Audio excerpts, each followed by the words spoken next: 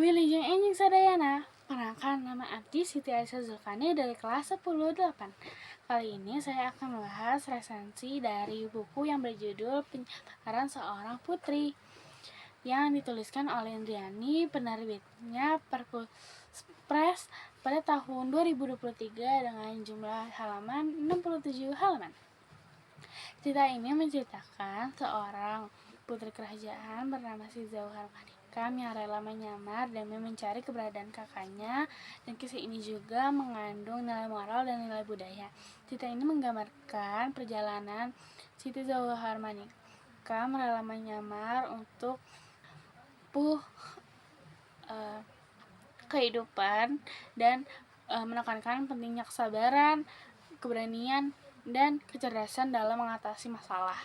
Cerita ini dimulai dari Raja Zamin Iran yang memiliki 3 anak, yaitu Jayaputra dan Siti Zauhar Manikam dan Siti Bendahara. Pada suatu hari, Jayaputra meminta kepada orang tuanya untuk berlayar dan berdagang, meninggalkan keluarganya di negeri Zamin Ambar. Lamanya ia berlayar, semakin lama keluarganya merindukannya, terutama ayah, ibu, dan kedua adiknya.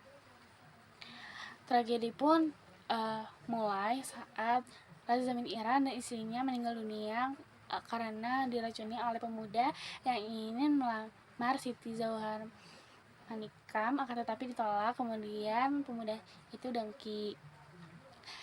Siti Zauhar Manikam dan adiknya berpikir kalau hal ini terlalu cepat bagi mereka berdua dan Jayaputra yang tidak kembali ke negara asalnya.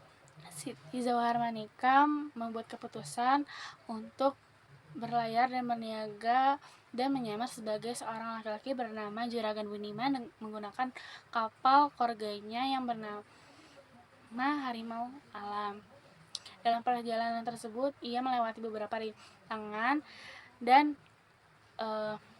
menyimpan rindu yang mendalam kepada keluarganya, akan tetapi dia akan berpegang teguh kepada tekadnya untuk mencari keberadaan kakaknya yang tidak lama kembali ke negara. Cerita ini mempunyai tema berupa keberanian dan kasih sayang keluarga. Siti Zauhar Manikam menjadi putri yang tidak sah, akan tetapi tubuhnya rupawan serta soleha. Ia mampu untuk menyamar sebagai saudagar, dan beliau adalah tokoh yang cerdas dan sangat tegas. Cerita ini mempunyai alur maju dari kehidupan keluarga raja yang damai dan mencakup kepergian Jayaputra hingga tragedi kematian orang tuanya dan keputusan Siti Zauhar untuk berlayar dan berniaga. Kisah penyamaran seorang kerajaan ini berhubungan dengan kehidupan saat ini. Meskipun cerita tersebut berasal dari masa kuno, nilai yang ditampaknya juga tetap relevan, bermanfaat.